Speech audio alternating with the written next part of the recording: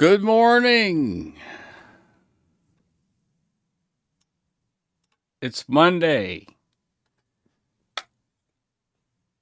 February 19th, 2024. It doesn't feel like a Monday to me. I feel like I got chipped out of a Saturday. Roofers banging on the house. At 8 in the morning, I went to bed at 5:30.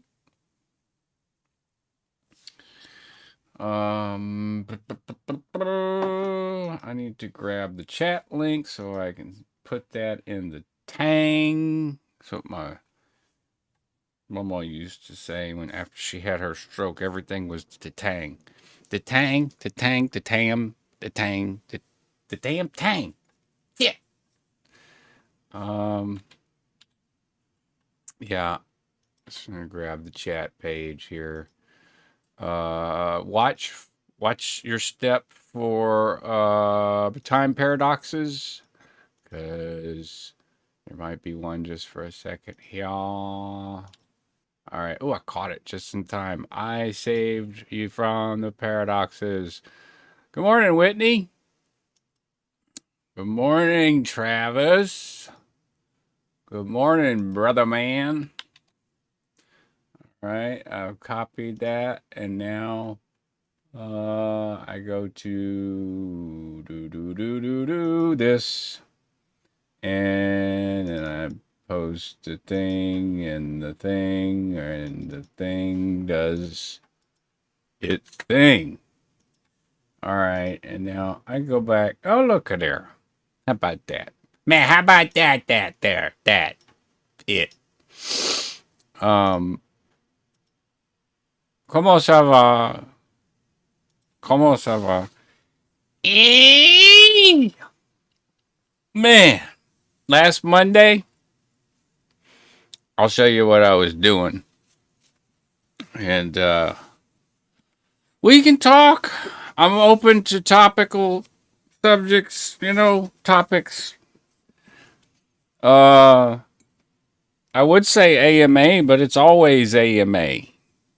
Yes, coffee, Whitney. Good morning, Barbara. Good morning, Ann Christine. Good morning. I've probably got the wrong link in this one. So let's roll the intro.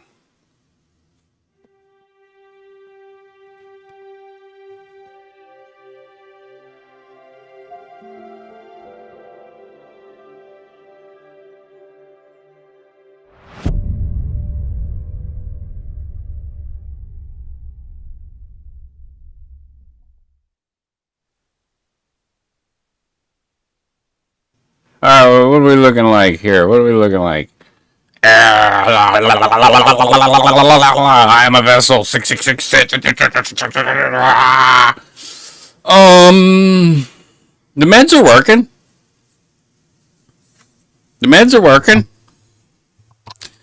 I think I got a little sick from being in the cold, and Cynthia went to all but like two of the Mardi Gras parades here in New Orleans with Ashley. It's also Ashley's birthday. Happy birthday, Ashley Castle. I love you. We love you. You've been a real friend. A real true friend. Just a little, I was looking at this and I saw Beach said, thanks for easing my migraine, or for Beachcomber bought you 3 Bugattis for easing my migraine. How in the hell is that possible? Ask my brother.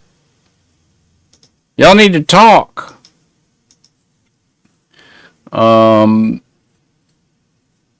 Parallel Jen, good morning. Hans Christian Schwartz, good morning. This is how I start the week so that I feel like a normal human being. that starts the week on Monday. It's Monday! It's Monday! Chipper up! You got the whole week. Maybe. Or maybe you get hit by a car. Or maybe someone, runs you over. Can happen if you're a pedestrian or a bicyclist in metropolitan areas. People don't watch how fast they're going. And, I don't know. Yeah, Whitney. I don't know how I could ease someone's migraine. And in my experience, I only make their head hurt worse. Okay. Yo, what's good, caveman? It's Monday the 19th. Tomorrow's my mama's birthday. Today is Ashley Castle's birthday, who's a good friend of mine from high school, and then let me stay here before Cynthia moved down here while I was getting my medical treatments, post-cancer stuff, post-op and post-op operations. So I've had a lot of angels in my life. Tim, good morning, Tim. Pedestrians and drivers both have their minds distracted by their phones. Yeah, it's worse than drunk driving, isn't it? That's what I think. I think cell phones have made it, and I don't call them cell phones anymore. I'm trying to break that habit. They're exogenic cybernetic devices. How do you like that, Whitney? ECDs. You think there's a market for it? Probably not. People are like, it's a phone, dog. It's exogenic, outside of you. It is cybernetics, kind of, because it's digital telepathy. I can text you right now, any one of you, if I had your phone number, and be like, yo, what's up? Da-da-da-da-da-da. And we could basically be reading each other's minds from a distance, anywhere in the world.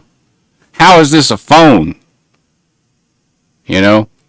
Back in the 80s with the satanic panic, in the 90s too, because it lasted all the way up until the noughties, where I grew up. The fear of, Satan taking over and getting implanted with chips. And they're like, ooh, I want the new Galaxy phone. It's like, well, there's your satanic chip there, dumbass. Anyways, Tish, who still keeps up with me. She bought me a blender whenever I was kind of couch surfing. And then whoever someone is, thank you, Val, a resoundingly loud thank you for re-uploading your older content and, in all caps, for all of your current content. Really? Kind of probably not. I don't know. Maybe it is okay, but the quotable content that I started doing on YouTube years ago about Scientology, this is arguably much different, but there's a reason why I only talk about it certain times when it comes up. I don't know a whole lot about what goes on in the X community. However, I do know quite a bit of the X community. So, but the people that I do know, we just kind of are like the ones that I get along with. We don't really talk about the you might say the elephant in the room, but it's not. It's just a bunch of little spats. So, and Doug and I talked about that at ad nauseum, like missing the point, like point that way at the church, not at each other. Don't discredit or disparage former victims, because the not former victims, former Scientologists, very much like any other group, family, cult, culture, whatever, destructive culture, coercive group, victims are often perpetrators of the same horrific things that happen to them. So it's like, it shouldn't be a surprise. Did you know that so-and-so did this while they were in and they haven't talked about it? They must be bad. Well, they got out, so that's good. And they're probably all fucked up about what they did. That's why a lot of people don't talk about it. So when someone does talk about it, it's like, it's like being naked in front of everybody.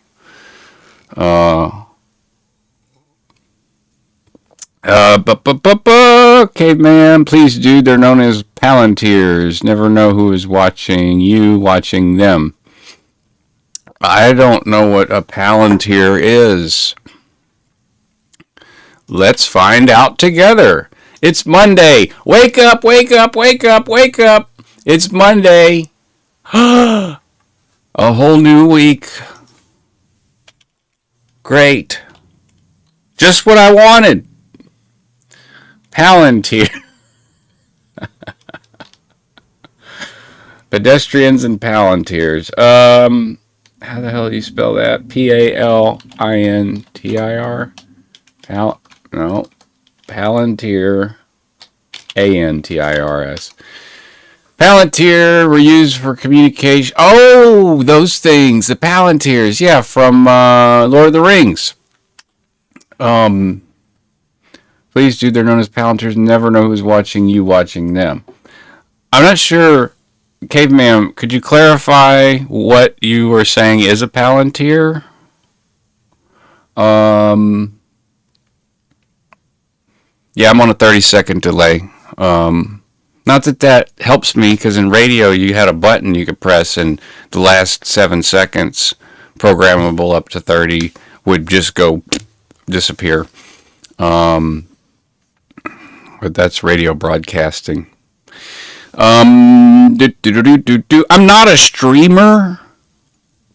Just FYI. Words. I'm a broadcaster. I've been in broadcast since 2006. Todd C. Elliott gave me a producer job, cut me a break when I got back from LA. He was like, man, you really seem to know what the hell you're doing, so I'm just going to go ahead and sign off on this and hope you get hired.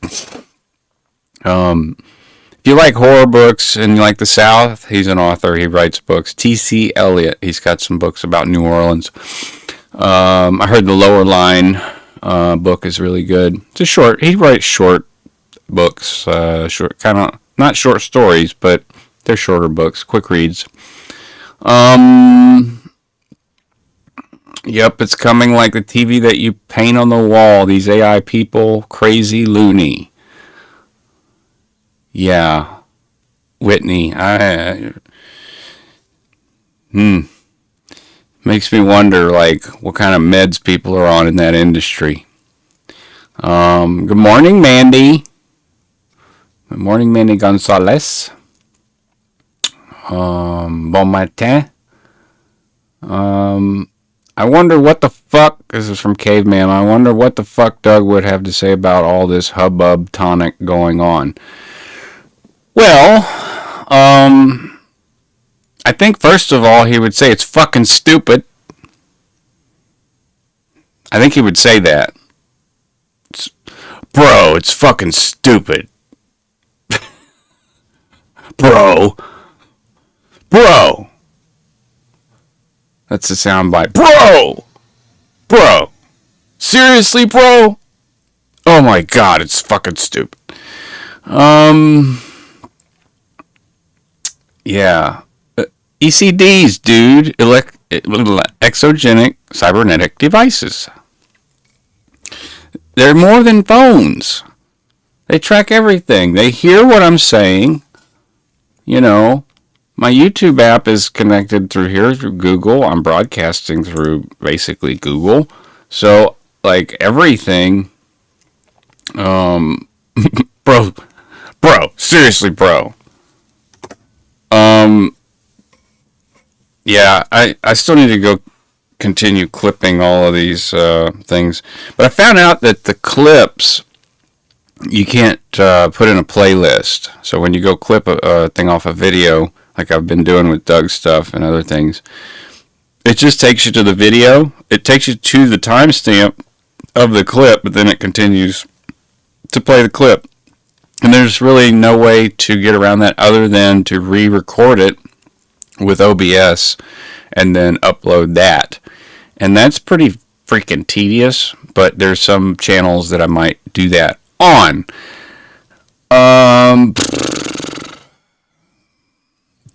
Bro, dude, legalese is hard, bro. Yeah. I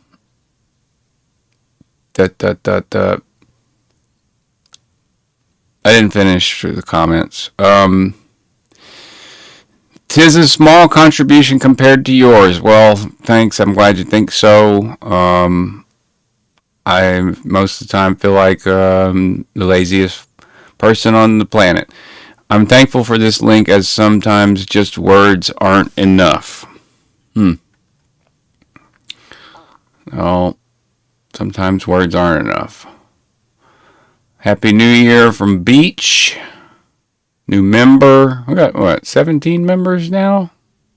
That's cool. Oh, 17 supporters. All right. Cottage Swifty, thank you. I totally am ripping this off of Doug because I saw him doing this. So, thanks, Doug. Tish, Beach. Just got paid. Here's a Bugatti or two from me. And if you don't get the Bugatti reference, it's from the Thursday radio broadcast that I do called High Noon on KFUK radio, where I play licensed music from people all over the world and the United States, but mostly regional roots. And well, I say roots, but came from Louisiana or Texas. People that I know, friends of friends, stuff like that. All right, that gets caught up there. There we go. Here's the blog. I haven't done much on the blog. If you guys want me to write some stuff, let me know. If you know, I don't mind writing. I like to write. If you want my extended op-ed take on something, then it's easier to write things about subjects that are whatever, maybe sensitive, and say exactly what it is you need to say. Just ask my brother.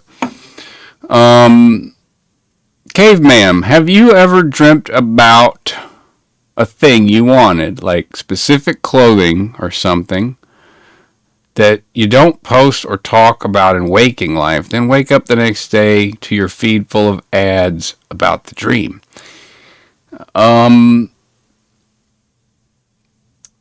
Okay, no.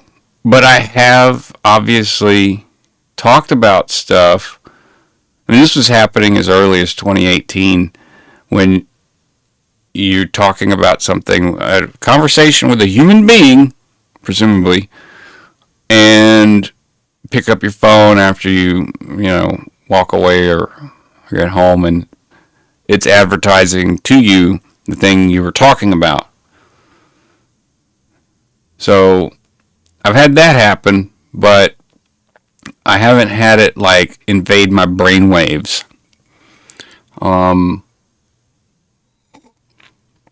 That was a Crypto Bro quote, Whitney. Legalese is hard, bro. Yeah, that's funny. Especially when we're talking about AI, because there's just no regulation, really. that I can think of. Barb tries. Good morning, Barbara. Well, when I did check out a clip and ended up watching the whole video, it was worthwhile, so don't change them, please.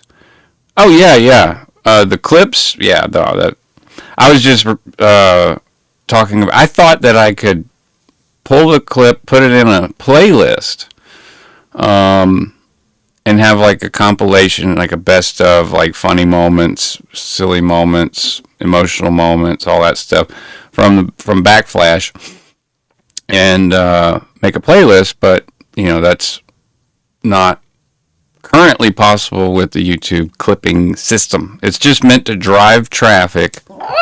I watched the whole video. Oh, I heard a Lulu bark. Well, how about that? I do need help. Let's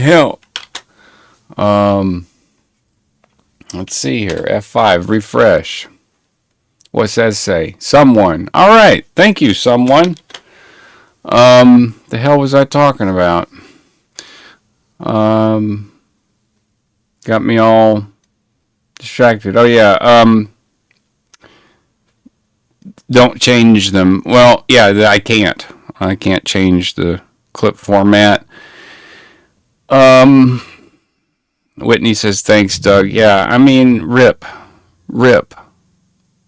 fucking dreams, because right now, around this time, I can see it in a parallel universe. Doug and I working on some really, really good new stuff, but I know that he is bugging me about a specific thing that needs to be done, and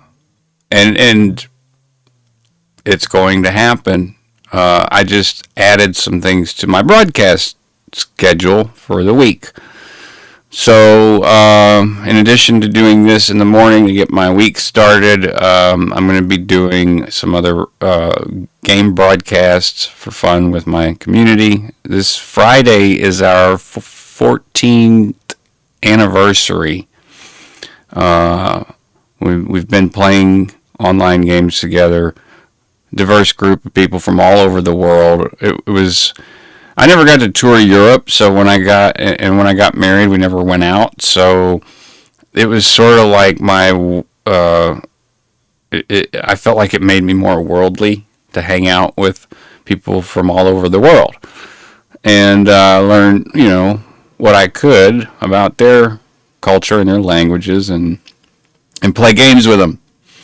So love the community. It's it had an interesting start. It has an interesting history. Comes from another coercive group. So everyone that's in the group came from an online gaming cult.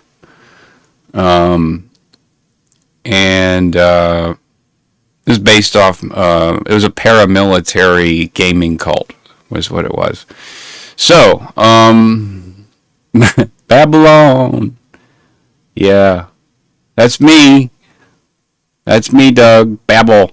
Babble away, Marcus, while I do something important. No, what I was saying about Doug and what we might be doing is that, Backflash was going to make another. We were going to do another season. We did 16 episodes. That's a season. 8 is a season, if you want to look at it like that. And our episodes were like segments, so it wasn't like a TV show or anything. It was just sort of a segments on coercive control, manipulation. Of course, Doug did a lot more than that. What we did together was a small piece of his body, his body of work after Scientology, which is immense considering,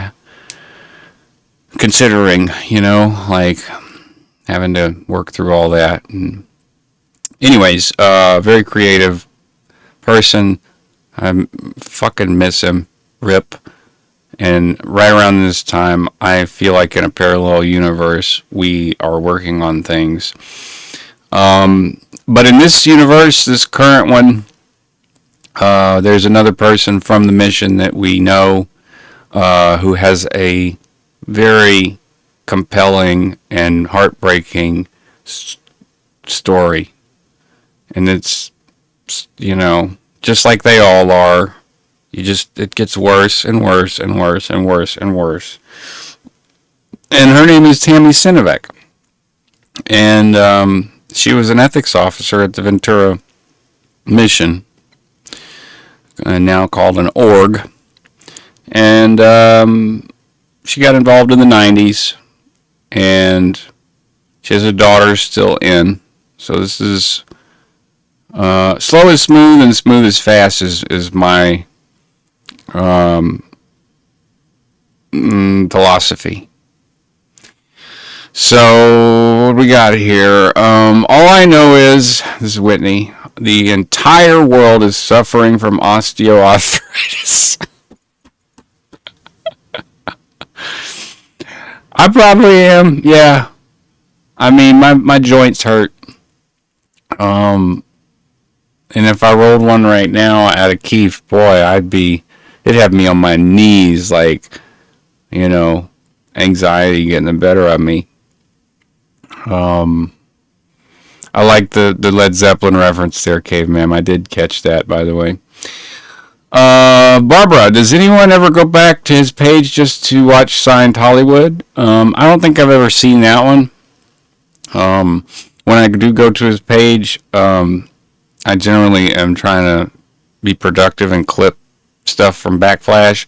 But I have watched some of the little documentaries he put together, and I enjoyed them. I thought they were cool. Conspiracy stuff. It's always a conspiracy until you find out it's true. There was all kinds of stuff about marijuana in the 90s and 80s and the whole drug war shit. And mushrooms. And when I was a teen,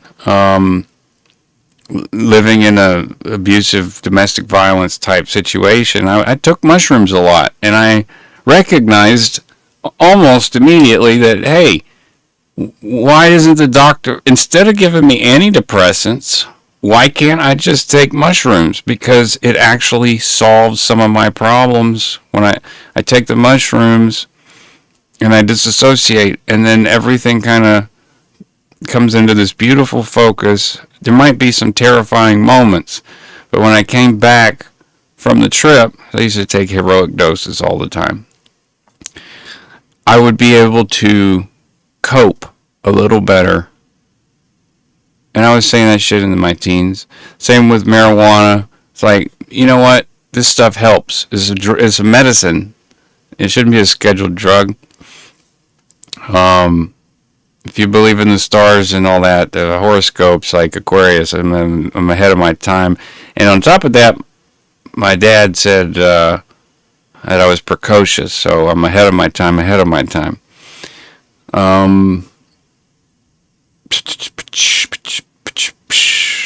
Whitney to Barbara, but you can call me Barbara. I watched the videos about his dad and him a lot. It helped me work through my own stuff. Wow, that's fucking cool. The moment things went wrong with me and Doug was whenever and this wasn't the wrong part, it was after, but he called me in the middle of the night when he found out. It was the middle of the night here. It was like 2. It was midnight there. He found out his dad died. He may have called somebody else prior, but he was very upset, and he was, working through those feelings, because when they're alive and they're an asshole, that's different when they die. It just changes things. They're gone. You no longer have to deal with them, but you still have to somehow make peace with them. I didn't make peace with my dad until years after he died. I don't even think I really loved him until after he died. So the late night calls, the all night, the anytime, and also calling me when I specifically would say, "Hey, I'm going somewhere to do something. Please don't call," because when you call, we talk for a long time, and I can't be in the grocery store having this long conversation. I can't focus like that, and that would frustrate him. But anyways, he would call me back anyway. Oh, sorry, I just wanted to add this, and then it would turn into an hour and a half. So I just didn't set my boundaries right. Eventually, it bit me in the ass. So, good morning, Brian. I hope you're doing well, dude. Corn Freak. I shout out Doug's channel on every channel I watch. His research is too important to be lost. Well, you will be happy to know, Corn Freak 4874, that 48 hours before his body was discovered, everything was backed up. All of it. Except for the first 3 videos. We can't find those. All of the YouTube and the BitChute, all of it is archived. So if it gets taken down, we have backups. Corn Freak, you try, but you don't know how to dose it. I'm assuming you're talking about mushrooms. I'm not advocating drug use.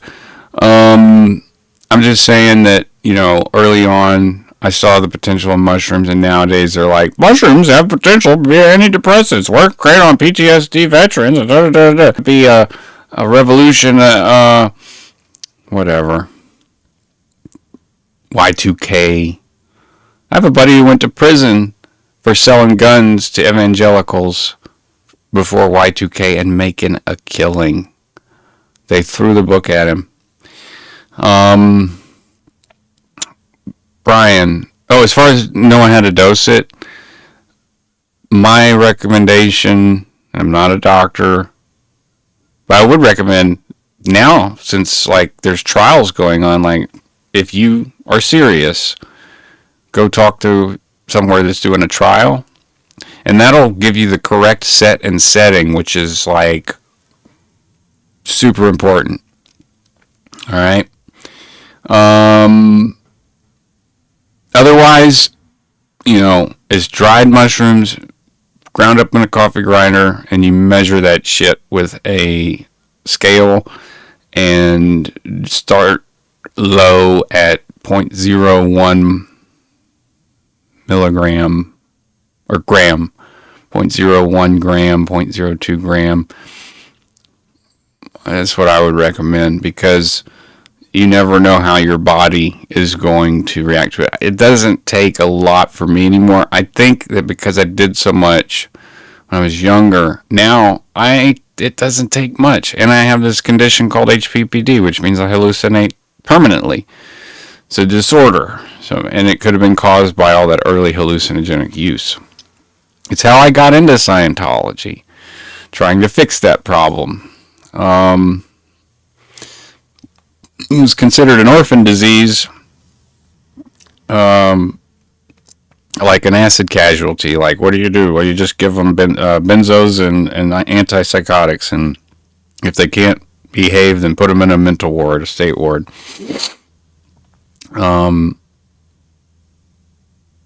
Your dad, Brian, my dad suddenly died in 1997. I still cuss him out every once in a while.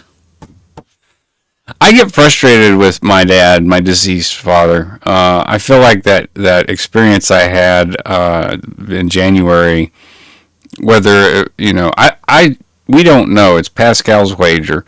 We don't know if there is or isn't God, is what he said. You could say anything. You could say the universe, universal consciousness, whatever. He said we don't know. And it's Pascal's wager. He almost got burned at the stake like Galileo, but he was he was a rich white guy. So the church was and Pascal was Anyways, they were like, yeah, we can't really do that. We can't, but we can let him argue, and we might be able to chain him up in a dungeon somewhere for talking all this heresy.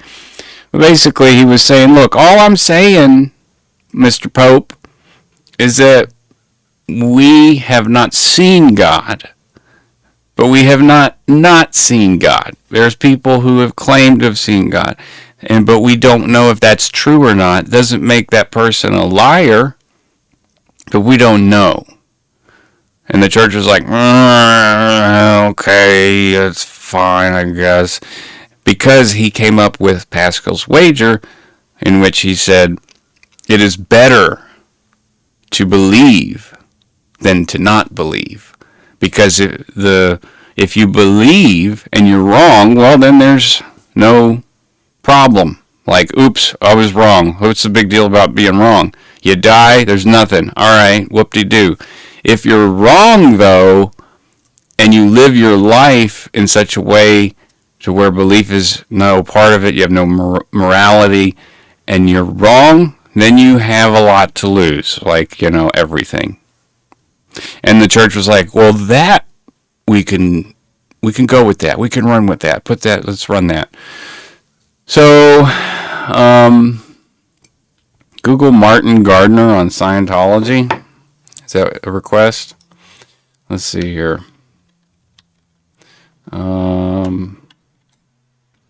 Martin Gardner on Scientology.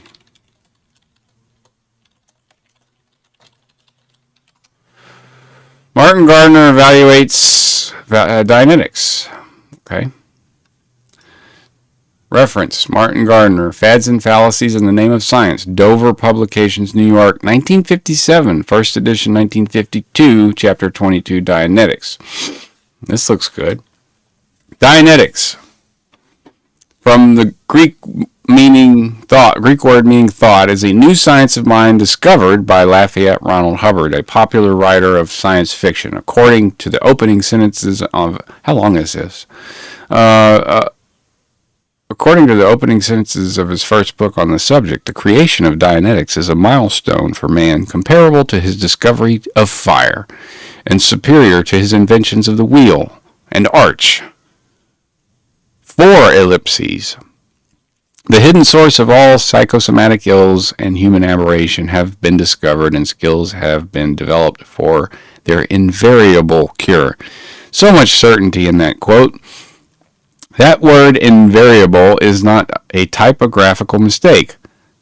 Quote, Dianetics is an exact science, end quote, Hubbard writes, quote, and its application is on the order of, but simpler than, engineering. Its axioms should not be confused with theories, since they demonstrably exist as natural laws hitherto undiscovered, end quote.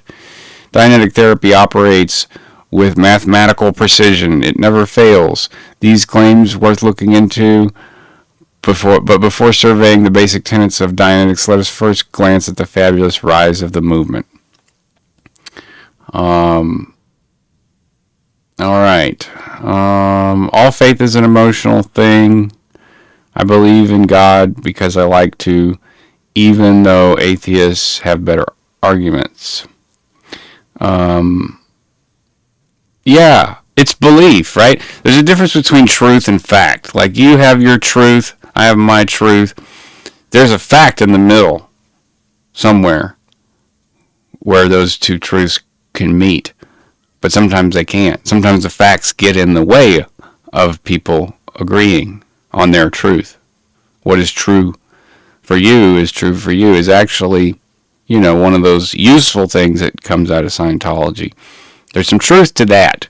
There has to be truth to some of these things, like any kind of really effective control group. There's got to be some good truth in there in order to get people to do things, because it's sort of requires belief, right? Am I right? If I'm right, if I'm right, Chad did it. I still love Chad. I love watching his little short videos. What I don't like seeing is people attacking other fucking people in the community. I can't stand that shit. And that's what Doug would probably say. If you're attacking victims, and believe me, Doug would be the first to point out how Mike Render was not, like his portrayal, like who he is now is not who he was in the Sea Org base. Like, that's a different fucking animal, different person, psycho. And Doug spent a lot of time talking about the induction of psychosis and all kinds of pathologies, mostly like mental stuff, that can be induced. It's induction. So, attacking people who have exposed something, because you can't unexpose it. You can't cover it back up once it's been exposed. And there's no doubt that every single one of us, while a Scientologist, did fucked up shit. Every single one of us, no matter how much you like somebody who's a broadcaster, talking about what they did in Scientology, talking about the celebrities, talking about what they did. Every single one of us did fucked up shit. So it's not a big fucking news story to me, and it shouldn't be to anyone else. Oh, well, they did this. Yeah, no shit. They probably did that and 10 times worse. So, but now they're talking about the things that they did, and they're exposing things that they did. Some of the things, that probably are, especially in Mike's case, he can't talk about. It would be self-incriminating. I'm not taking fucking sides here. I'm looking, there's only one side, and that's to do as much damage to the Church of Scientology. The church. Which, it's a church. Are you fucking kidding me? It's a church? It's a church? So don't attack other people that were members. Yes, they did bad things. We all did bad things. Okay? Do you want to round up certain ones and punish them and make them pay for exposing stuff? Am I making my point clear? Is it making sense? Okay. Sorry, a little bit of a fucking rant here this morning. All right. The founder, Ellen Hubbard, is a large, good-looking man with flaming red hair and a tremendous energy drive that keeps him in a constant state of high gear. That's the drugs. Friends vary widely, and if you've ever seen the movie The Last King of Scotland, that's how I imagine Hubbard. Just constantly pumped full of drugs by some doctor.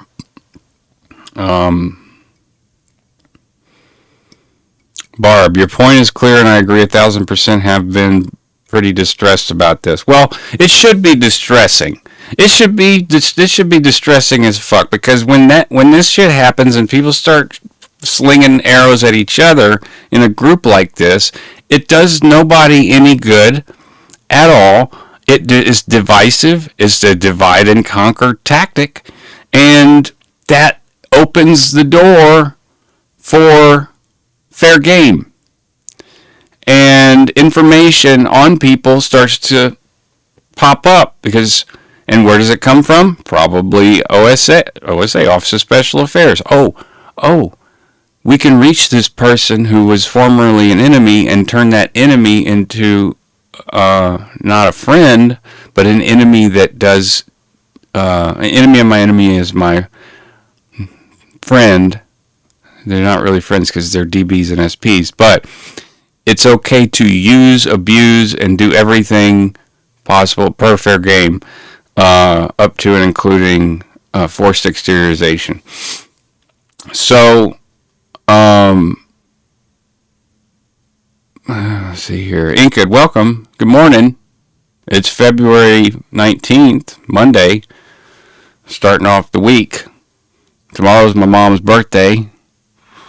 So if you like me, then,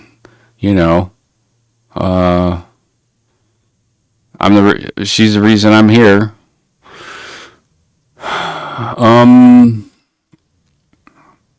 LRH was really messed up on speed. Yeah, John Atack has done some good videos on his drug use. That's why I say Last King of Scotland, dude was like fucking jammed up with needles constantly and committing atrocities in Africa. Great movie. The lead is played by who's that black actor with the lazy eye? I never can remember his name. He's fantastic. All right. To some, he is an earnest, honest, sincere guy. To others, he is the greatest con man of the century. Still, others regard him as basically sincere, with just a touch of the charlatan, and now a tragic victim of his own psychoses. I'd say some of that's true. He was born in 1911 at Tilden, Nebraska. Exact details about the rest of his life are hard to come by. He seems to have been in the Marines when a young man. For a few years in his early 30s, he attended George Washington University Engineering School in the nation's capital, but did not graduate.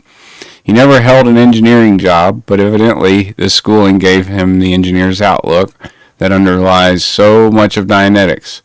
For the past 20 years, he has been an enormously prolific writer of pulp fiction. I think he still holds the Guinness Book of World Records for most words published. With occasional stints at radio and movie scripting, he holds a glider's pilot's license. He is an expert small boats mariner. For a while, he sang and played the banjo on a radio program in California. He has a rich, deep voice. He considers himself an explorer, having made numerous jaunts around the globe, including a sojourn in Asia, where he studied mysticism. During the war, he was a naval officer on destroyer escort duty and was severely wounded in action. According to Hubbard, it was 1938 he first discovered the basic axioms of Dianetics and began his 12 years of research. Many of his friends insist, however, that these 12 research years are entirely mythical and that it was not until 1948 that Dianetics was hatched. At any rate, one of his earliest patients was John Campbell Jr., editor of Astounding Science Fiction. Campbell was suffering, among other things, from chronic sinusitis. His treatment by Hubbard was so impressed him that in May of 1950 he published in his pulp magazine the first public report on Dianetics. It was an article by Hubbard written in a few hours and in a style resembling the broadcast of a football game. And he gets the pass. He goes to the secondary. He's at the primary. He's at the basic. We've got an as is. Oh, we've got an as is. All jargon. The article apparently aroused science fiction fans to such a pitch of anticipation that when Hubbard's book came out, they grabbed the first copies they could lay their hands on. Dianetics is a book of impressive thickness, written in repetitious, immature style. Hubbard claims he wrote it in 3 weeks. This is believable because most of his writing is done at lightning speed. For a while, he used a special electric IBM typewriter with extra keys for common words like and, the, and but. The paper was on a roll to avoid the interruption of changing sheets. Nothing in the book remotely resembles a scientific report. The case histories are written largely out of Hubbard's memory and imagination. Like the later works of Wilhelm Reich, his book is simply a revelation from the master to be tested and confirmed by lesser men. It is dedicated, curiously, to Will Durant. An appendix on the scientific method is signed John W. Campbell, Jr., nuclear physicist. Campbell attended Massachusetts Institute of Technology for 3 years, then transferred to Duke, where he graduated. For a short time, he worked in the laboratory of Mack Trucks Incorporated, New Brunswick, New Jersey. All right, so what precisely is Dianetics? Briefly, it is the view that all mental aberrations, neuroses, psychosis, psychosomatic ills are caused by engrams. To make this clear, we must first make a journey through the jungle of Hubbard's elaborate terminology. It's all loaded language. Where are we at? In 1957, Barbara. Forrest Whitaker, thank you. King of Scotland, check it out. It's horrific. Honestly, only check it out if you have a strong stomach or you're in the mood to see some of the worst of what humanity has to offer as envisioned on film. Because it's fucking terrible, but it's one of Forrest Whitaker's most riveting roles that I've ever seen him play. Makes my spine tingle thinking about it. In 1957, nobody knew the truth about his service record. Paulette Cooper didn't know it until 1972. Well, I didn't know that Paulette Cooper was Anderson Cooper's mama. So it makes sense when he was doing coverage, he was getting pelted with all kinds of I'll call it environmental hazards, because Scientology is very much embedded into the entertainment industry. There's a lot of money in the entertainment industry. There's a lot of money coming from Scientologists in the entertainment industry. And you've heard the term movers and shakers. There's a lot of movers and shakers in Scientology in the entertainment business. This is why for many years the media wouldn't touch the subject, because if they did, their career would be destroyed. Anderson Cooper learned that the hard way, and so did his mother. God bless him. All right. If you know I'm right, you know Chad did it. I'm still here, and y'all are still here watching. I know there's like channels with fucking thousands of subscribers and shit. And that's cool. I don't know if I could keep up with 1,000 of yous. I'd feel bad. I like our community. I like that we talk and share shit every Monday. I like the emails that I get. Y'all are very supportive. So, I keep doing it. I do have some, like I said, Tammy Sinovac is still a thing. It's going to be long, though. I'm trying to mentally prepare myself for this, and I bet she is, too, because we're going to go over everything. It's going to be probably emotional. Okay, so she's not his mom? Yeah, his mom is Gloria Vanderbilt. Okay, well, Anderson's mom was Gloria. Okay, thank you. I thought, for some reason, that they were related. I don't know where I heard that.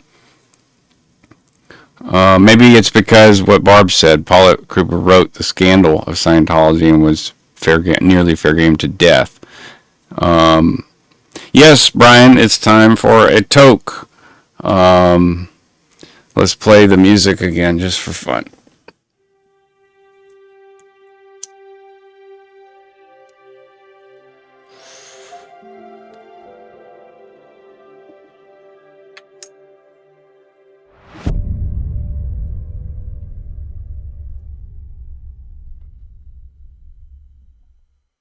All right, we're back. Excuse me. Oh, oh. I've been smoking that keef, and it be getting me high. All right. This is a new name. Ashura Alchemy. Thank you. I love your perspectives. Well, thank you, Asheron. Or Ashura. I'm glad that I'm able to provide a different perspective. He's different. Yeah. For good, or for better, or for worse, I guess. I'm different.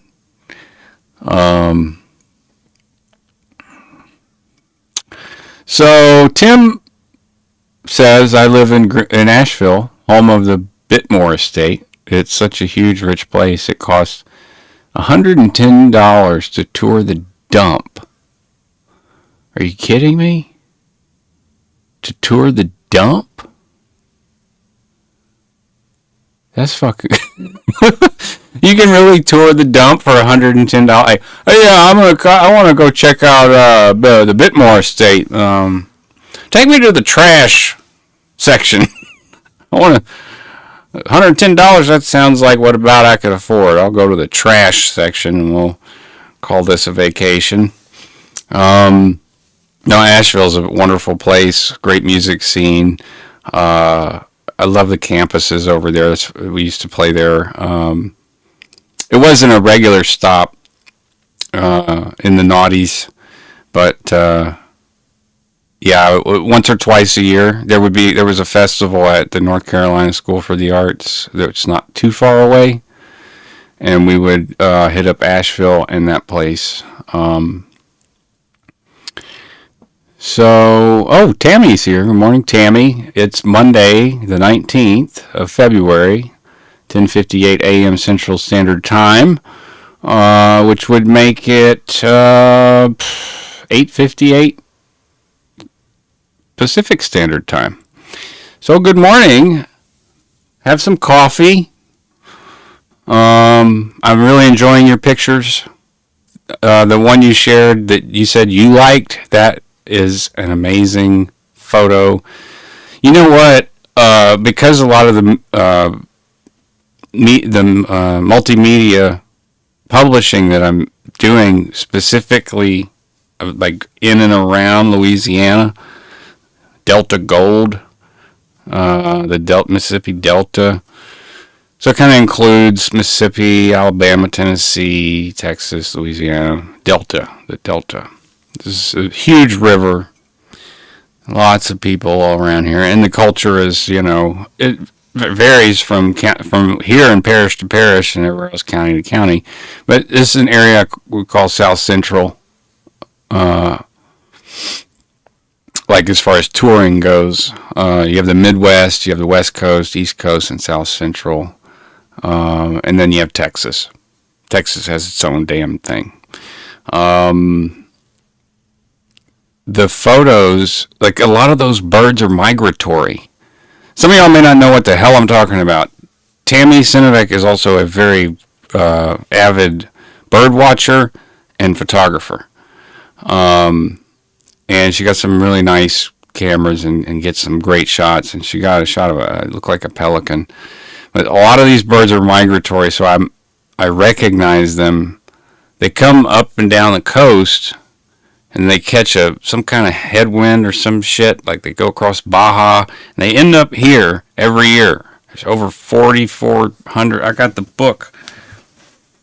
I'm going to show you the is it the National Geographic? No, American. Yeah, this is even more official. The Audubon Society Encyclopedia North American Birds. Let me show you how big this fucking book is.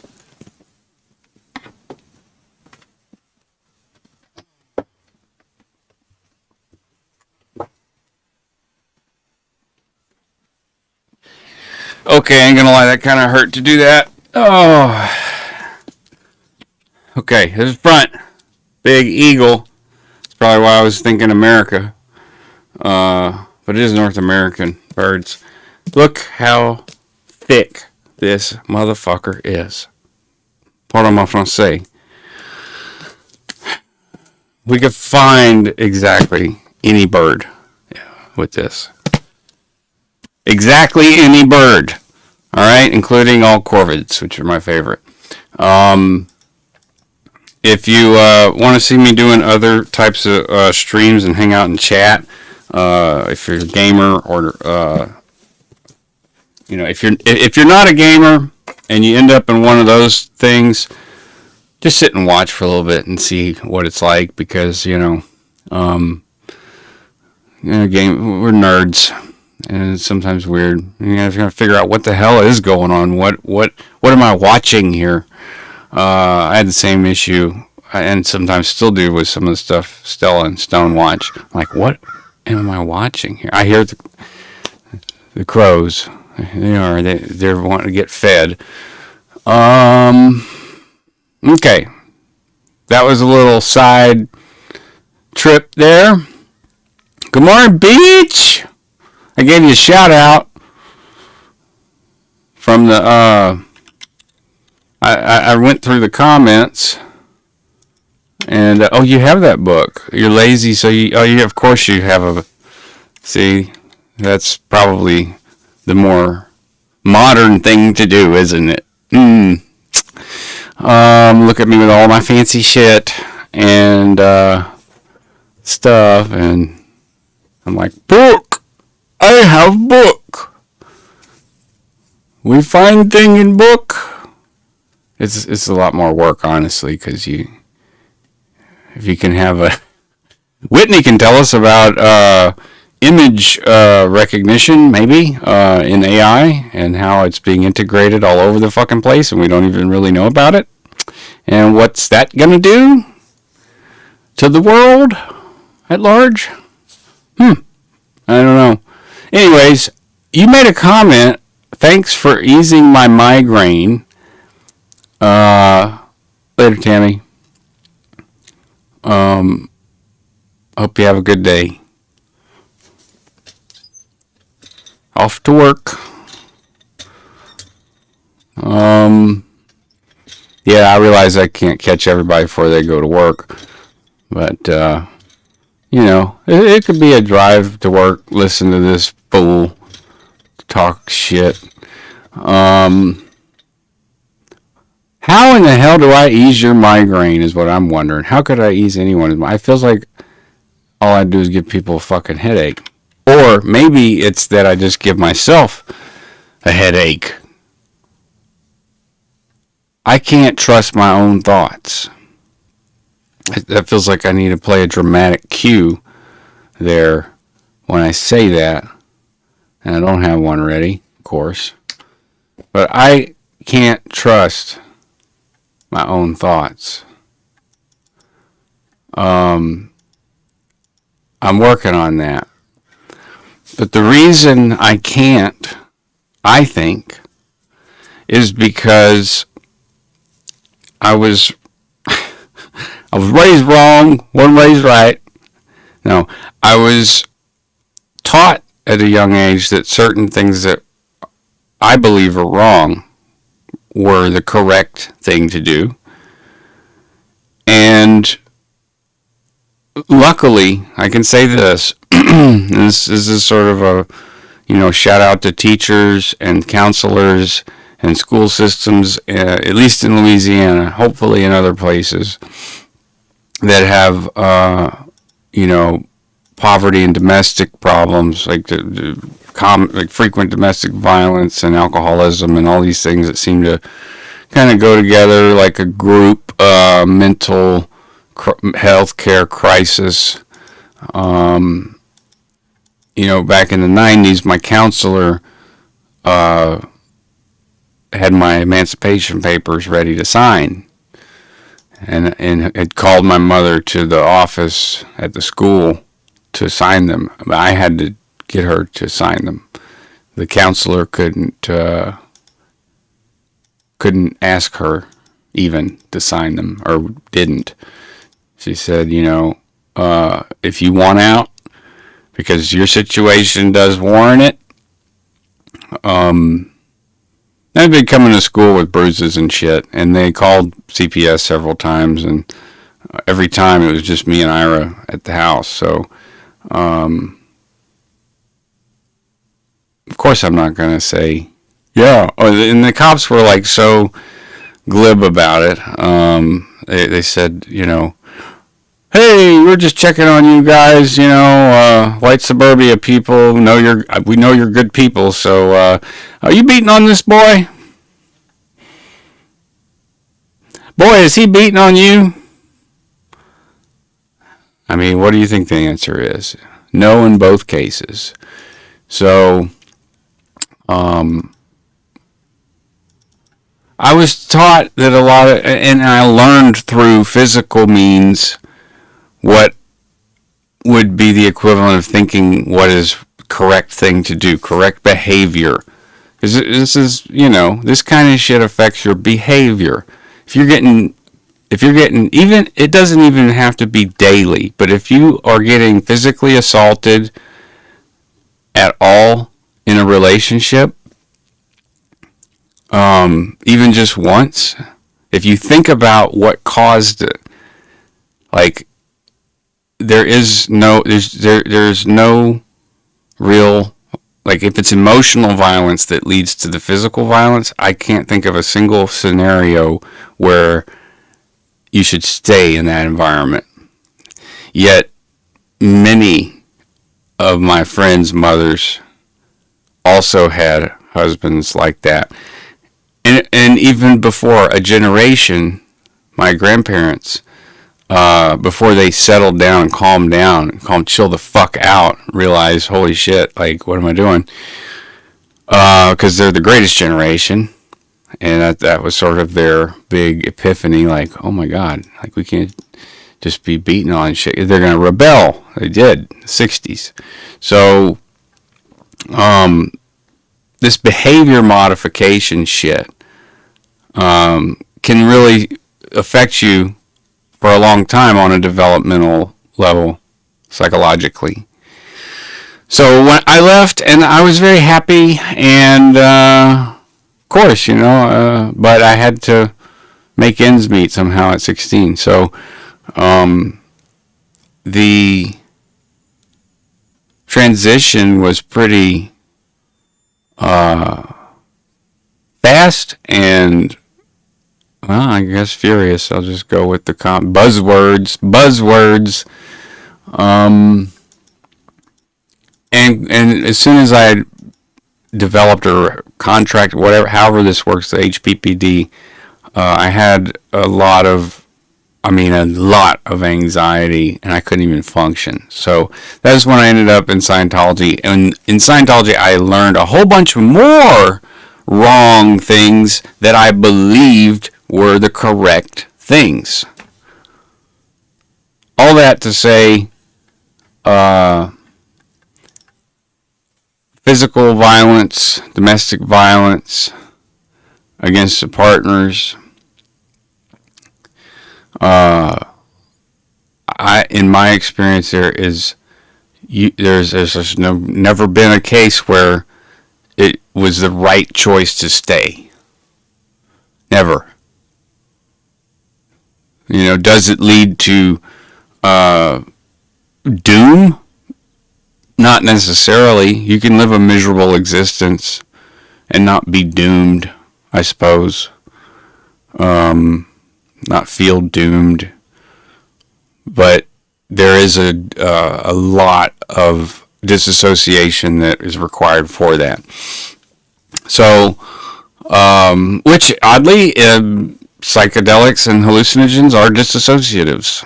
And right before we die, I'm told that our brain goes a little squish, beep, a little bit of dimethyltryptamine, which is DMT.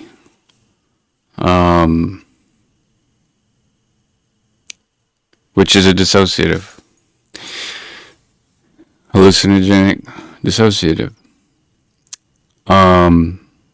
You don't know the difference between you and a wall.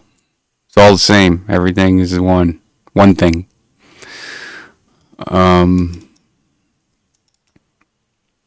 Okay, so what I did last Monday, I did my Lundi Gras run with first one in many years with my cousin Brandon Morrow, and I'm going to attempt to find the footage now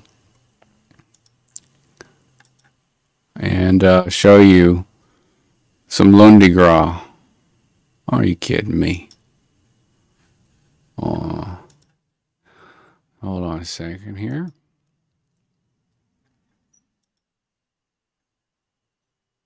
See, I need cues on cue. I need a producer. I am a producer. All right. Made it on. Here we go. Back to this. And let me check the chat. If I can put everyone to sleep. Lone Dinosaur, good morning. My Blues, good morning. It's morning here. Where are you, Blues, in the world? Evening. Are you in London? No, that's midday or afternoon. 8 hours ahead. I guess it would be. Are you in London? Lone Dinosaur. I've done the I-10 drive twice alone. Oh my God. Once alone. Yeah, going through Texas is like forever. It's like driving through hell, or like the whole earth. It's like, Jesus Christ, we're not out of Texas yet? It doesn't matter which way you go, somehow, because of the way the highways are. So, it's long drives in Texas. I live just up the road, 2 hours. What? That's not up the road, bro. Well, up the highway, you know. Oh, yeah. The what's this bug is a good one. Also, what's this rock? Oh, are you living in Texas? Or are you just talking about the drive? That's fucking hilarious. Oh yes, oh yes. We got the crew in this morning. This is wonderful. I don't think I'm subbed to what's this plant. I'll join them. And I could go either way as well. Processing plant, refinery, or just, oh look, there's a plant in all this desert looking dead shit. West Texas, Southwest Texas has a patch of woods, but I'm convinced they had to like plant those and get soil down there for those and seed the grass and all that.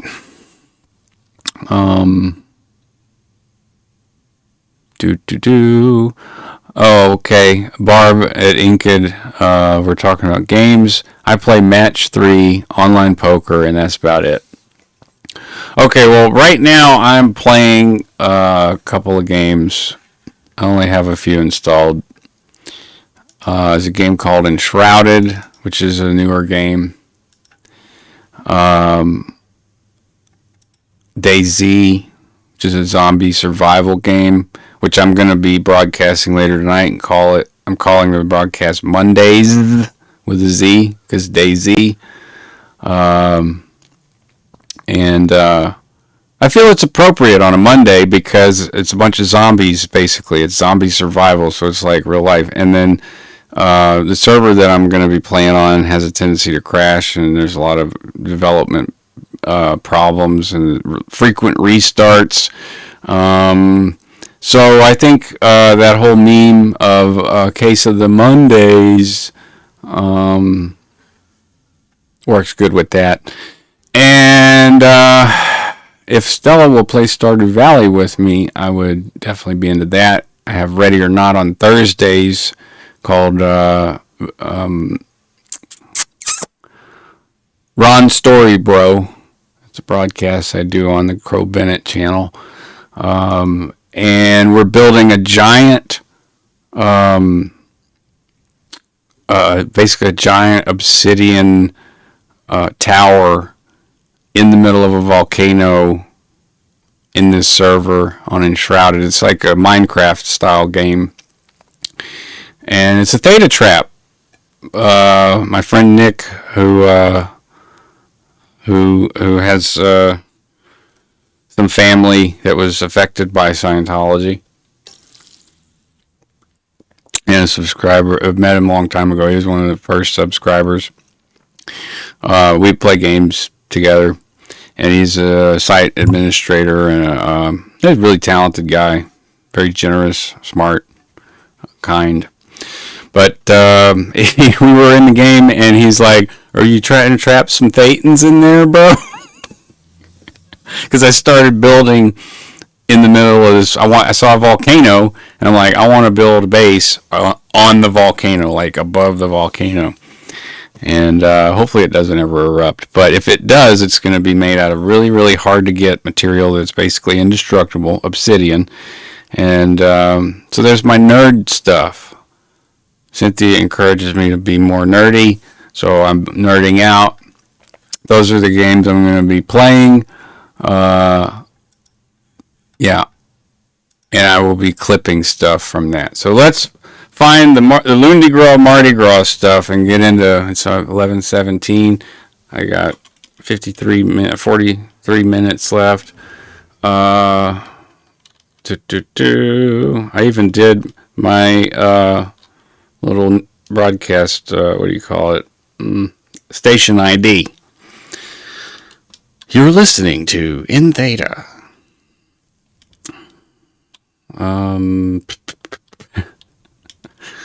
Used to be called something different. All right, here we go. It's Brandon Morrow,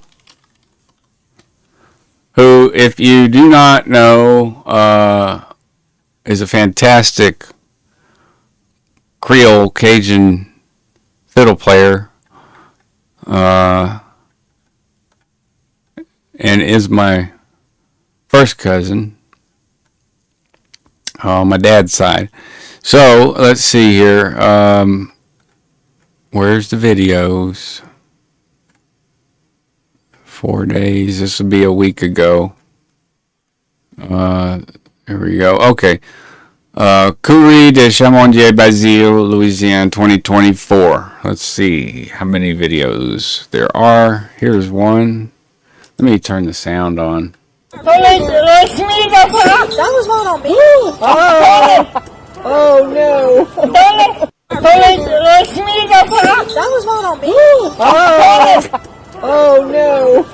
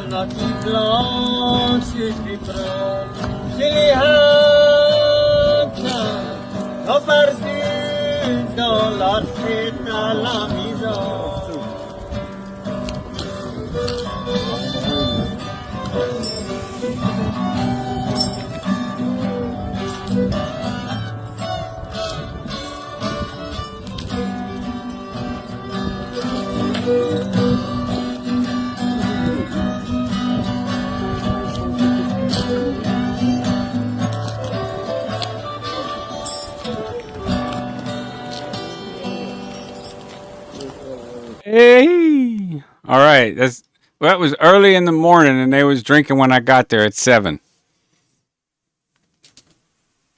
At 7 in the morning, I show up. I stayed on my friend's property in the Coshada reservation, and I slept in the back in his shop while the cool front came in a recliner. I woke up 5-6 times during the night, and then I got up and had coffee and went. This was probably right before I got there. They were rehearsing. You see? Huh. Hold on. And tomorrow.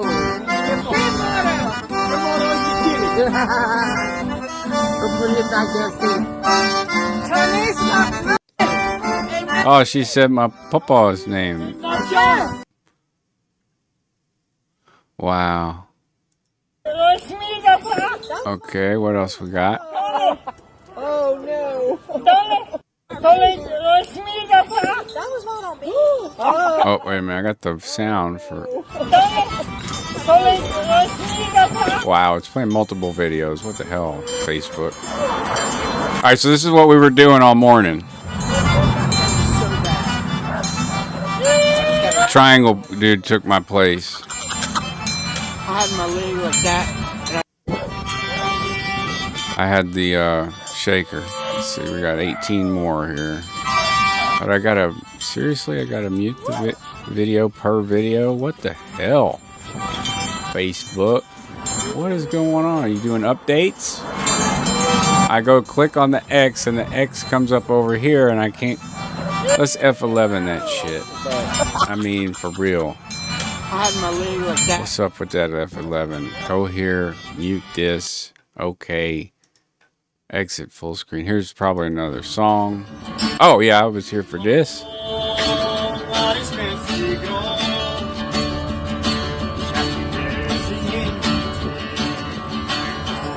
So at the well, this could have been the time I was there. I think it was, because this is the beer store, and this they make multiple stops there throughout the day, and the owner gives away alcohol to all of the runners if they want it. I wasn't drinking, but at this point, if it's the one I remember, yeah, Brandon had been drinking since 7.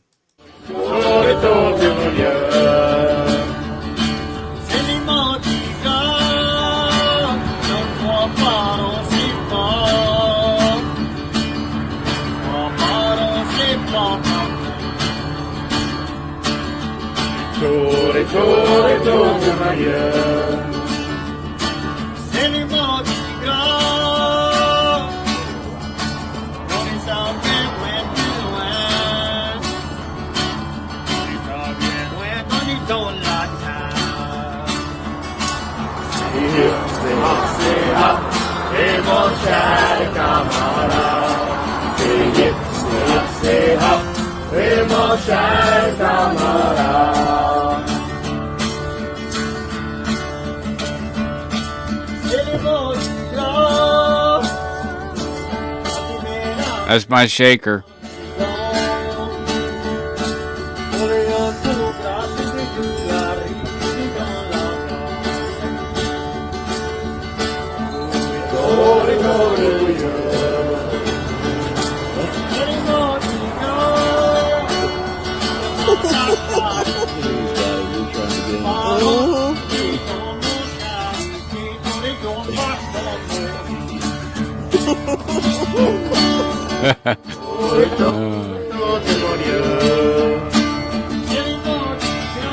I'll explain what this is in a minute.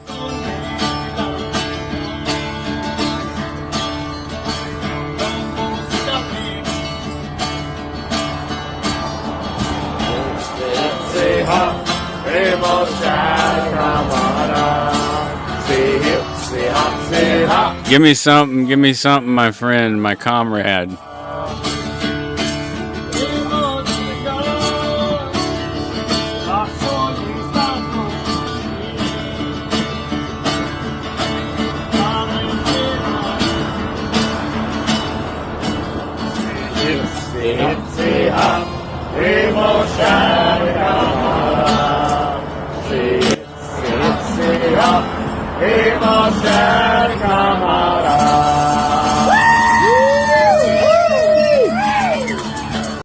All right. So that song, that was good. I'm glad that got posted. So where's my other one? It's the chat. This one's pretty cool. All right. So yeah. Nerds are the best. Oh, cool. Awesome. Then go check out and come hang out if you want. Come play. Come be a nerd with me.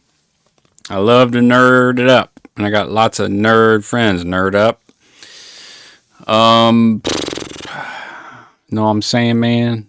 All these motherfuckers. You know what I'm saying? Alright, then. Yeah, so that was Lundigra, and the town was Basile, which is a very old town. It's also still a very small town, and there was this tradition goes back way longer than 60 years, which is how long the Moros and sometimes the Lafleurs would go. The Lafleurs moved from Basile to Lake Charles in the 50s. So they did about 20 years of hard Mardi Gras and Lundi Gras, and then afterwards were reverent to the Catholic faith and did Lent and all that stuff, which basically meant once a year they detoxed. But they'd always party, you know. Anyways, this stems from an old tradition of the poor people, the less fortunate, the enslaved, or the poor, or the poor free people of color, who still worked for farms essentially as, you know, free labor. They'd get some room and some board and maybe some food, maybe.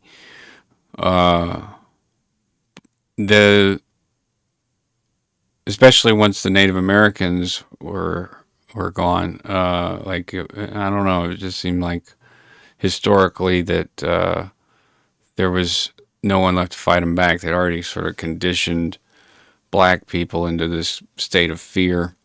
But as you see, or as you saw, those hats look a lot like KKK hats. That's why I told my cousin Brandon, I'll go on the run, but I ain't wearing no damn KKK hat.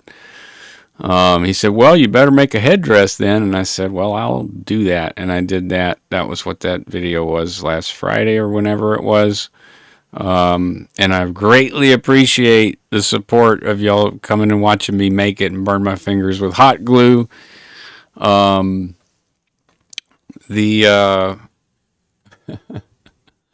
end result, I'll show you, because someone asked if I was wearing stuff. So I have a picture somewhere posted. Here we go. So this was, I put a mask on, though. You have to wear a mask on the run. The whole idea being that you wanted to conceal your shame of being that poor, to have to go to people's houses and basically beg them mercy, give them you some money or some food for a gumbo or a pot to throw in so everybody could fucking eat. And it was a once a year thing. And the I mean, honestly, if I think about it in today's terms with my brain, like, it was a sort of a pittance yearly that the wealthy nobles would feel nice for donating to these people to eat. And sadly, yeah, just over the years, many of them have died. For probably a couple hundred years, like, they died off. So there's not many. There's actually not many left to do it, as you can see.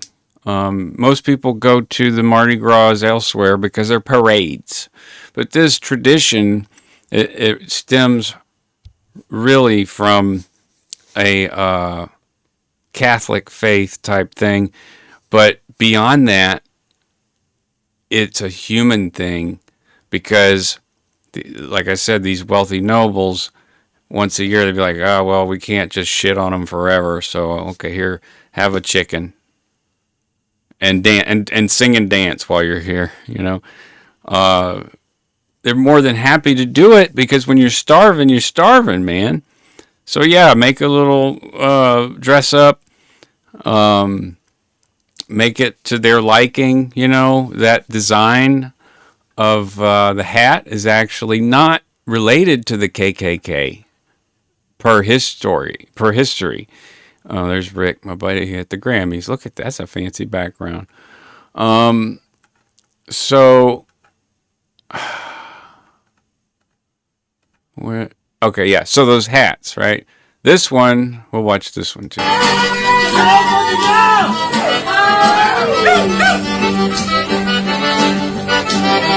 I know you can't see it yet. Hold on.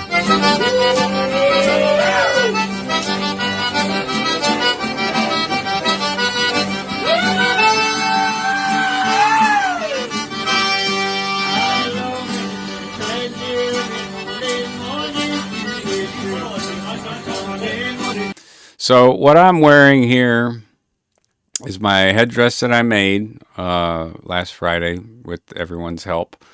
Um, and these armlets and leggings I made when I was a kid. When I was dancing with the Costa Indian dance group, was affiliated with the Boy Scouts, and worked with the Pueblo Indians and the Navajos and the Quahatis and the Quasatis. The the rabbit pelt that I'm wearing is a rabbit that I shot, and the it's not as easy to get a rabbit pelt as you think because you can ruin it by shooting it. So you gotta hit it in the head if you want a good pelt. And so that's a mark of it's a rite of passage, I guess, because your food comes from somewhere. I don't know if people realize that. Sometimes it's easy to forget. I mean, even I just it's a convenience, right? It's like go to the store, buy it. I'm wearing my wristlets that have the name Devon on them. I'm wearing my ghost beads around my neck and my St. Christopher medal and my crucifix that my Uncle Jiggy gave me before I went to California. The mask has got musical notes on it and a cello on the other side, and Cynthia bought that for me. And I'm wearing a leather vest, and it was cold. I just wore pants. I don't have a fancy dress like these do, and they make this stuff themselves. So, anyways, the roots of the hat goes back to French popular culture, couture, French couture, and design and fashion taste for party regalia.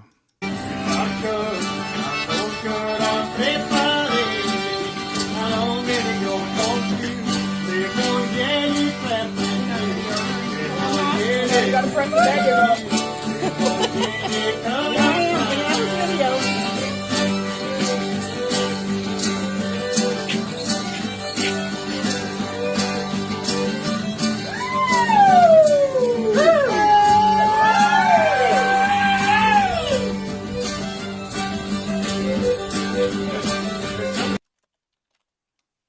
Oh, that was the end of that one. Okay. Um,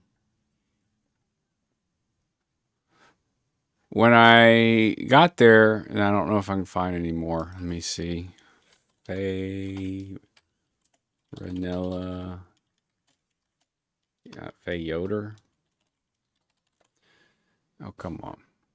Just populate. Maybe it's Ranella. Ranella Yoder. There we go. Okay. Was she crazy? Crawfish. Oh, she's posting crawfish prices. That's the whole thing down here. I don't see her tagged in anything. She posts so much though. Golly gee.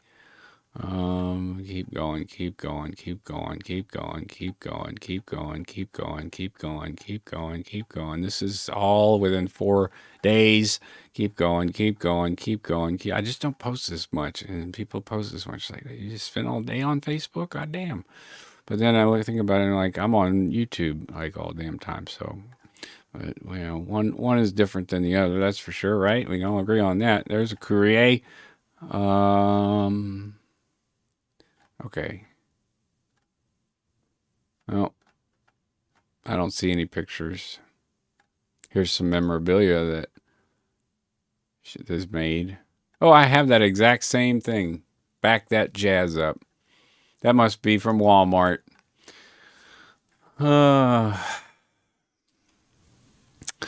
So it's 11:36. Blues. We have a similar tradition in the Balkans. I come from Slovenia. Mark Turi was posting some stuff, and it was remarkably similar. Remarkably similar. And yeah, the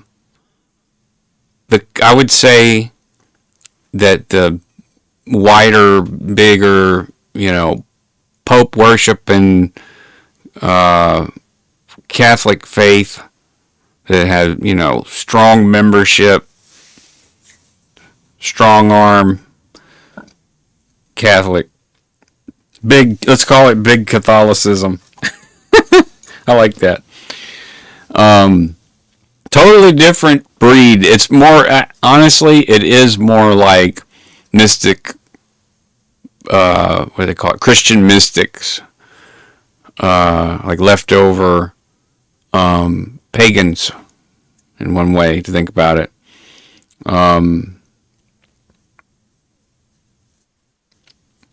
What Facebook name? I'm not sure who you're wondering about. It was Cajun Girls Corner. There you go. Cajun Girls Corner. Traditional Cajun Mardi Gras costumes and capuchin, however you say that. Specializing in Cajun screen masks, Mardi Gras dolls, yard signs, jewelry, ornaments, authentic gifts, and more. So, I should give it a like. Yeah. Christian mystics, pagans, maybe, I don't know. Like Pascal said, we do not know, and we do not know. Therefore, it's better to be good and assume that if God is good, to do good things and to foster good culture and to not do harm, than to ignore those rules or not establish that or cultivate that in yourself and others, because if you're wrong about it, then you suffer or pay for it eternally. Sophia just calls it pious Catholic, and you're in Germany. So that, of course, because that makes the most fucking sense now, doesn't it?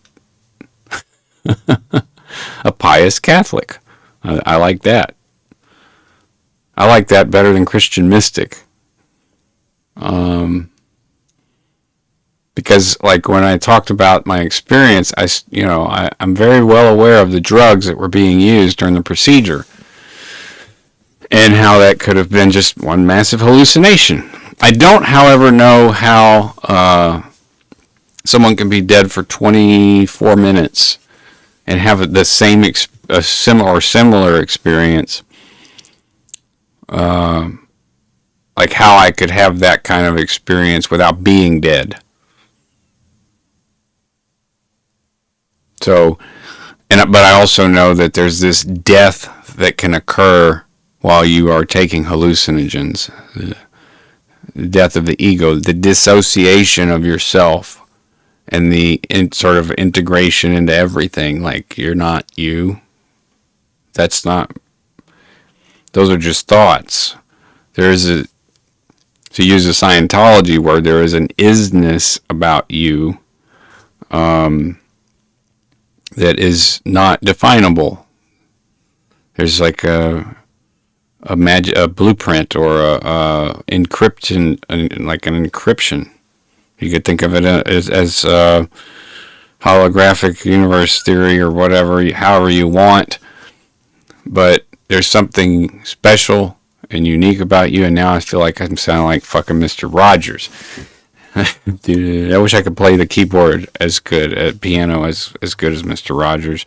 If you haven't just taken a moment to appreciate the pianist on the Mr. Rogers show, just like Google that, and you'll probably find like how did the piano player from Mr. Rogers get his gig, and who was he? He had a huge career ahead of him in jazz. He was super well respected by very, very influential artists, and he went and did a kid show. But he believed in the power of music, and so did Mr. Rogers. Witness. I think the movie East of Eden, the puritanical father, the trollop mother, James Dean. I don't know if I've seen East of Eden, and I'm probably gonna get a. You haven't seen East of Eden? No, we didn't have a lot of. We had even older movies and TV on tape than that. We had it was some legacy collection of. I know it had the Honeymooners on it, but it had all kind of other stuff too. I don't remember enjoying any of it. Honestly, I would rather watch whatever was on TV or go rent a movie. East of Eden, James Dean. That's probably the one to watch. I mean, if it's coming recommended from here, then yeah, Whitney. Okay. I don't know if it's on a streaming service. Cynthia has most of them. Sophia, in Germany, we have the more cultural Catholics or pious ones. The cultural ones are the fun ones with a pagan cultural influence in there. Yeah. Yeah, I mean, when you, my mother, okay, who was raised more Catholic, Pope worshiping Catholic, that's how her family, some of them still are, they've gone to see the Pope and stuff like that. My mom doesn't have a Facebook.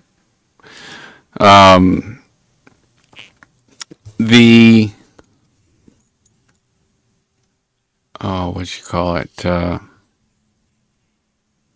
The Mardi Gras in Basile, the Grand Run in Basile, which is where they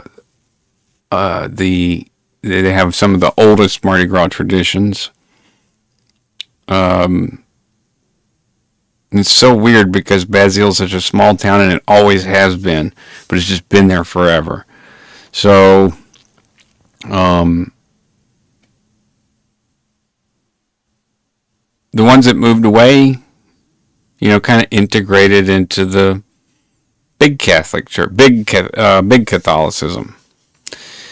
And the ones in the Creole parishes were like, no, we're good with our traditions. We're good with this. It's okay to have a Le Grand Sip. That's what he was passing around, that bag of Crown. That was Le Grand Sip. That's the captain's sip. And the captain can even give it to a teenager if he wanted to. You want a grand sip? A grand sip? A grand sip? It's a fun-loving thing. Whoa, I need to explain that video of him in front of the beer store. So, basically, he's kind of reenacting, but also being modern about it and saying, I've known your family, you've known my family for years. Can you give us something, mister? We're all out here. We're all gonna pace ourselves. Le Negro, pace yourself. And we're not going to get too carried away. But please, mister, give me something.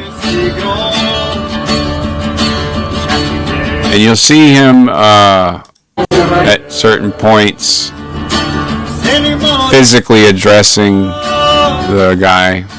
Why did it do that again? So he's singing to us right now.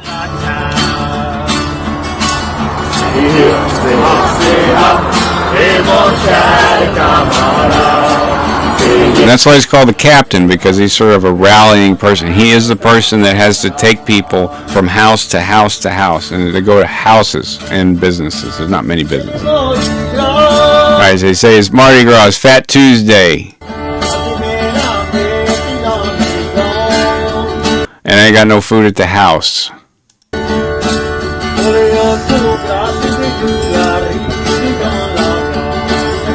I know you got something in there.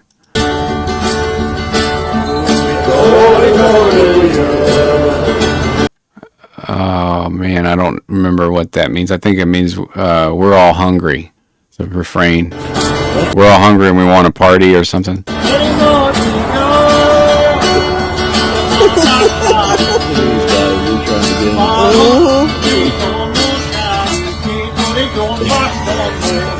Okay, so there was someone. We were blocking the door. Okay, Brandon stood right in front of the door of the store, which is hilarious. And then the guitar player did too. The cameraman's like, "There's a guy trying to get in," and that's when Brandon starts to address the store owner.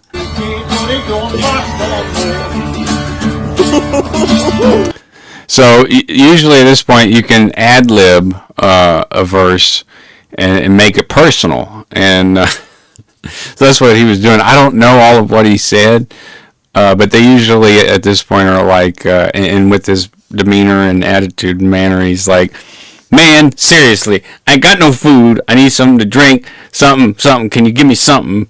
I ain't got nothing over there. You know we poor, and you got a store."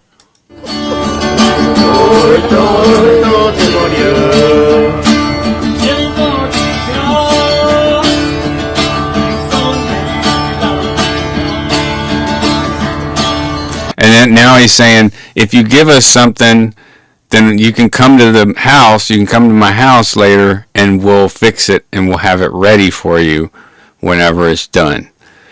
And per, like, I guess, oral history and some written history, some of the nobles actually would go and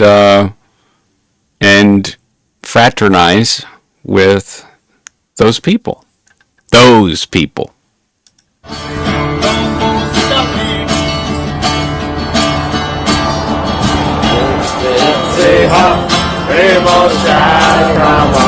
Moshe, my friend, my comrade, help me. Some food, some water, some drink. It's Fat Tuesday. The sun is shining.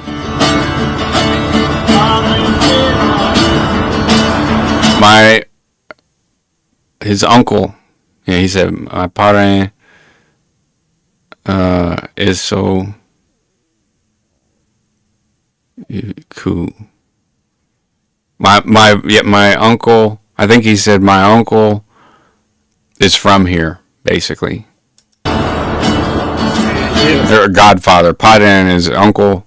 It's an uncle who has been your chosen godfather. So again, a Catholic connection, pious Catholic, Christian mystic, what have you.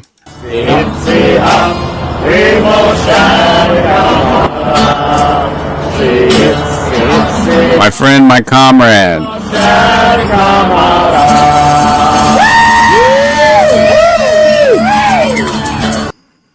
All right. And, the maraca, or it's not a maraca, it's a shaker. And it's a tool for Native Americans. It can scare things off. It can attract things, just like the flute. It was an instrument and a tool. And, so, as we go to the houses, I shake the shaker at them and get the gree and the, like, hey, thanks for helping. And most of that guy ended up giving us like 7 more cases of beer. But at different houses, some of it's mostly symbolic. They'll bring out their change jar and they'll throw it, because usually there's some Mardi Gras runners that are like jesters, and they act funny and silly, and they'll do silly things for money, and they're like begging. They'll get on their knees and be like, "Oh!" It's a blast.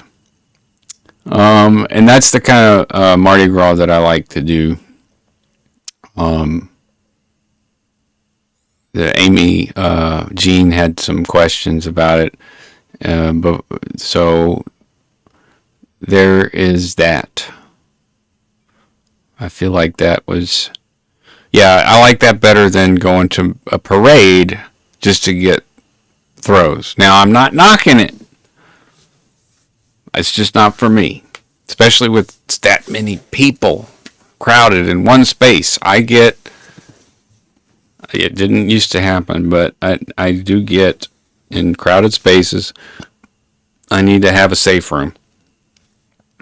So, what are you booing me for, Cynthia? What did I say? I'm getting booed. I don't like getting booed.